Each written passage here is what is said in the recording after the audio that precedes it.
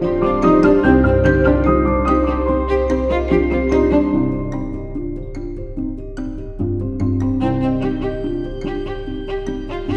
première question. Pourquoi faire venir un agroclimatologue ici à l'hôtel de région? Pour deux raisons. D'abord, Serge Zaka, j'ai fait sa connaissance au Salon de l'Agriculture. Et après un court échange, il répondait complètement, on va dire, à emmener des réflexions et des solutions pour notre stratégie politique agricole que nous menons dans notre région sur le changement climatique. Et si on vous pose la question de présenter votre métier en quelques mots, vous diriez quoi? Il y a deux voies, hein, l'agrométéorologie, l'agroclimatologie. L'agrométéorologie, c'est l'impact de la météo sur l'agriculture, donc le court terme. Qu'est-ce qu'on fait dans la semaine? Il y a une canicule de prévue. Est-ce que je dois protéger mes animaux d'élevage? Est-ce qu'il y a des excès d'eau? Je peux aller semer mon blé, mon maïs. Et l'agroclimatologie, c'est le long terme. C'est un peu ce qu'on va faire aujourd'hui, hein. C'est-à-dire de préparer en fait à la fois les politiques, le social, l'économie et l'agriculture aux impacts du changement climatique. Qu'est-ce qu'on produira dans la région en 2050? Quels sont par exemple les risques de gel sur les pommiers ou la vigne dans la région? Est-ce qu'il y aura des hausses de rendement pour certaines cultures qu'il faudra favoriser, développer sur la région, ou des baisses de rendement qu'il faudra anticiper et éventuellement modifier les pratiques culturelles?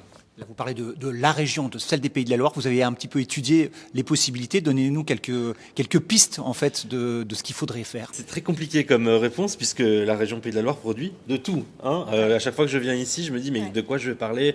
Entre le lait, la viande, la vigne, l'arbo, le maraîchage, les grandes cultures, il y a vraiment de tout. Et il faut savoir que on va distinguer les cultures d'été, les cultures de printemps, les animaux, les végétales, parce qu'en fait les impacts sont extrêmement différents entre les saisons. Par exemple, les cultures d'hiver, le blé, le colza, l'orge, vont elles subir parfois des hausses de rendement. La problématique va plus être une problématique de maladie et d'excès d'eau. Tandis que le tournesol, qui remonte par le sud, et puis le maïs, vont plutôt subir moins de maladies, mais en tout cas des déficits d'eau. Pareil pour le fourrage. Et pour les animaux d'élevage, par contre, on parlera des canicules, puisque là, c'est plutôt une adaptation des bâtiments d'élevage. Donc vraiment, on va se focaliser sur quelle filière. Et pour chaque filière, il faut répondre aux inquiétudes de chaque agriculteur. On ne pourra pas faire une moyenne, une généralité. On va vraiment rentrer dans des détails pour chaque filière. Vous parlez justement des inquiétudes des agriculteurs. Comment on accompagne toute cette filière en leur parlant de climat? S'il y a un milieu qui est sensible au changement climatique, ce sont bien les agriculteurs et les agricultrices. Ils travaillent avec du vivant au quotidien. Notre rôle à nous, élus, c'est de les accompagner dans leurs réflexions. C'est pas de leur dire ce qu'ils doivent faire. Ils sont assez grands, ce sont des chefs d'entreprise, ils sont assez grands pour prendre des décisions. Mais c'est effectivement leur apporter des éléments, des actions aussi, qui peuvent leur permettre de cheminer et de prendre leurs propres décisions. Comment peut-être éviter ou atténuer ce qui pourrait se passer demain? Depuis 2019, on est sur le dossier carbone, avec les agriculteurs. On a 3000 fermes d'engagés pour des plans d'action réduction gaz à effet de serre. On est sur le dossier recherche expérimentale avec Climavège et Fermadap. On est sur le dossier eau. On a sorti des stratégies eau, sur le dossier haies pour la plantation de haies. C'est pas une conférence qui arrive comme ça pour faire bien. C'est une conférence qui nous permet de continuer à raconter notre aventure et notre histoire sur le changement climatique qu'on a commencé en 2019. Vous pourrez me poser la question, et après? J'ai envie de vous dire, et après on va continuer à écrire l'histoire sur le changement climatique. Vous la rejoignez sur certains points, ou est-ce que vous avez une vision plus dure avec l'urgence climatique qui avance? Vous avez fixé un cap de 2050. Est-ce que pour vous, il est encore temps de changer les choses, et notamment en région? J'ai une vision plus dure sur les gaz à effet de serre. Mais ça, c'est pas le rôle de la journée, c'est-à-dire de la politique de limitation des gaz à effet de serre. Je trouve qu'on n'est pas assez rapide. Par contre, là où je vous rejoins, c'est notamment sur l'adaptation agricole. Je pense qu'on n'a pas à être fataliste et à se dire qu'on va être dans une région désertique et mourir de faim. Ce ne sera pas le cas. Dans la région Pays de la Loire, tout comme dans la région Normandie et la région Bretagne, on a certains aspects qui peuvent être positifs. Il faut les dire. Je n'aurai pas le même discours à Toulon, je n'aurai pas le même discours à Toulouse, je n'aurai pas le même discours à Perpignan. Effectivement, là, les impacts sont beaucoup plus graves en termes d'adaptation, ne serait-ce qu'agricole, mais aussi économique. Derrière, dans la région Pays de la Loire, on aurait par exemple le maraîchage. Vous prenez le maraîchage, on va avoir une hausse des productions dites de potage, on va dire la salade, le chou-fleur, le poireau, puisqu'il va faire plus chaud et moins de gel en hiver. Et à l'inverse, en été, on aura un potentiel très intéressant sur la tomate, la courgette, l'oignon, à condition bien sûr d'en maîtriser l'eau pour l'irrigation si nécessaire. On aura des cultures qui vont être favorisées, le colza, l'orge et le blé, bien sûr à condition d'en maîtriser aussi les excès d'eau lors des semis et parfois lors des moissons. C'est pas non plus magique, mais c'est d'abord de donner le cap. de se dire, cette culture-là, on semble avoir identifié des choses plus favorables. Comment la cultiver mieux dans l'avenir et comment s'y adapter? Pour cette culture-là, comme par exemple le maïs dans la partie sud de la région, on a deux axes. Soit on continue à faire du maïs et on en améliore les pratiques pour protéger l'eau, par exemple dans les sols et les paysages aux alentours, ou soit on change de culture, mais quelle culture identifier? Et surtout, et c'est là où la région peut être très intéressante, tout comme les chambres d'agriculture, si on identifie une nouvelle filière, comment développer son économie au préalable en amont? Parce que l'agriculteur, c'est bien, s'il doit planter par exemple de nouveaux types d'arbres, de l'abricotier, de la pêche, on en aura dans la région. Mais derrière, qui va l'acheter? Qui va le stocker? Qui va le revendre? Qui va le consommer? Et c'est là où la région peut aider. C'est pas seulement de savoir comment le planter ou faire des formations ou m'inviter, mais c'est aussi de préparer l'économie du territoire dans l'avenir. Et pour cela, il faut faire des études scientifiques pour montrer où est-ce qu'on va. On a une idée du type de culture qu'on va avoir en région en 2050? Vous donnez des exemples avec le colza ou le maïs. Est-ce qu'il y en a d'autres? Ce dont je suis sûre, c'est qu'il y aura de nouvelles cultures en 2050. Et je pense qu'au niveau de notre région, et on l'a demandé à Serge en préparant cette conférence, on a effectivement l'aspect végétal, maraîchage, arbaux qui sont présents, mais on a aussi chez nous l'aspect animal. Vous savez qu'on est la première région au niveau de l'élevage, avec la Bretagne. Donc le changement climatique, il est aussi pour l'élevage. Ça peut paraître basique, mais est-ce que demain, on continuera à nourrir nos vaches avec la même variété d'herbes qu'aujourd'hui? C'est de ça qu'on parle, hein. Il faut qu'en 2050, on ait des nouvelles variétés ou des nouvelles cultures. Je trouve ça enrichissant, je trouve ça challenger. Par contre, encore une fois, il faut l'emmener auprès du monde agricole, il faut l'emmener calmement, sans faire peur. Je le redis, parce que c'est un monde qui a beaucoup pris de coups et qui connaît beaucoup la peur. Donc, et c'est pas comme ça qu'on avance. Mais quand vous êtes élu, vous avez cette responsabilité de répondre au présent, mais surtout de préparer l'avenir.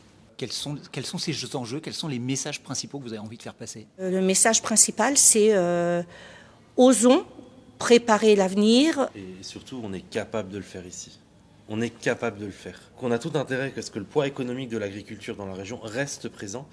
Et pour cela, il faut investir, il faut former, il faut anticiper et il faut donner l'envie de continuer dans l'agriculture. En tout cas, moi, si j'étais agriculteur, j'aurais mieux préféré être en région Pays de la Loire et Bretagne et Normandie que de me retrouver, oui, à Perpignan, où là, c'est plus complexe en termes d'investissement. C'est faisable, mais ça reste plus complexe en termes de filière. Pour terminer sur cette note d'optimisme, vous diriez qu'effectivement, au Pays de la Loire, on a une longueur d'avance, on va dire, sur la sensibilisation au climat en région, par rapport à d'autres régions, de votre œil d'observateur? Je dirais pas une longueur d'avance, puisque tout le monde est concerné par l'évolution climatique, mais c'est surtout que votre évolution climatique va être moins marquée en termes d'extrémum thermique que dans les autres régions. On verra une carte, par exemple, d'extrémum thermique tout à l'heure.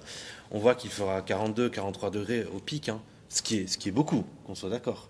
Mais on ne dépasse pas la limite de mortalité de certaines espèces. Partez vers le centre ou vers la Bourgogne, là on atteindra 48 à 50 degrés certains étés, ce qui fait que là on dépasse la limite de résistance physiologique et que les espèces meurent, quelle que soit l'adaptation qu'on a derrière. Au niveau sécheresse, on n'a pas forcément d'évolution de sécheresse pour l'instant en Bretagne et Pays de la Loire, du moins Pays de la Loire Nord, le Sud un petit peu plus. Par contre, dans l'avenir, on aura une évolution des sécheresses, mais qui sera, ceci dit, moins marquée qu'à Toulouse ou à Perpignan. Donc en termes d'adaptation, c'est faisable. Techniquement parlant, c'est faisable. Financièrement parlant, après, c'est aux politiques de mettre en place les solutions adéquates. Mais c'est faisable. Génétiquement, physiologiquement parlant, c'est faisable. Voilà, donc c'est le message que je voulais faire passer. Bien sûr, il y a des éléments négatifs. Gardons les éléments positifs. Moi, c'est juste répondre en tant qu'élu de cette région sur est-ce que la région a une longueur d'avance. Alors, je le dis avec beaucoup d'humilité, mais ayant la chance de voir un petit peu ce qui se passe dans les autres régions avec un mandat national qui m'a été confié. J'ai envie de vous dire sur le changement climatique, oui. Nous sommes la seule région à avoir lancé des diagnostics carbone pour les exploitations laitières et viandes. Nous sommes rendus à 3000. Et nous sommes capables aujourd'hui de vous dire comment un élevage laitier peut diminuer de 10% ses gaz à effet de serre. Et des éléments hyper importants pour aller discuter avec les parlementaires européens.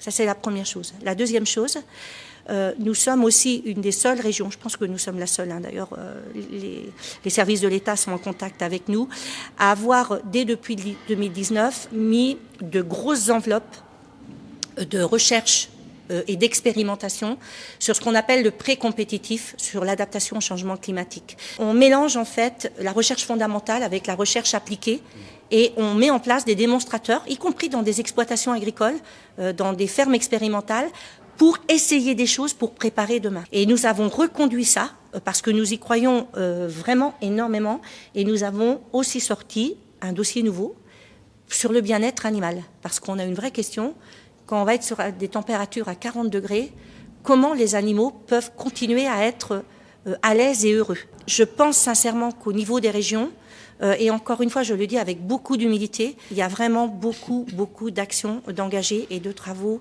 concernant le changement climatique. Oui. Moi, je considère que le changement climatique, sur toutes nos politiques, qu'elles soient régionales ou nationales, c'est un chapeau, en fait.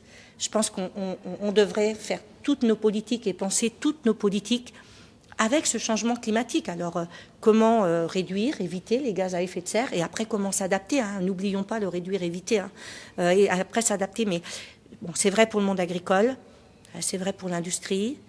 Moi, je pense que demain, il y aura une question sur le sport, là-dessus, sur les lycées. Enfin, moi, je suis convaincue que c'est un chapeau sur toutes les politiques.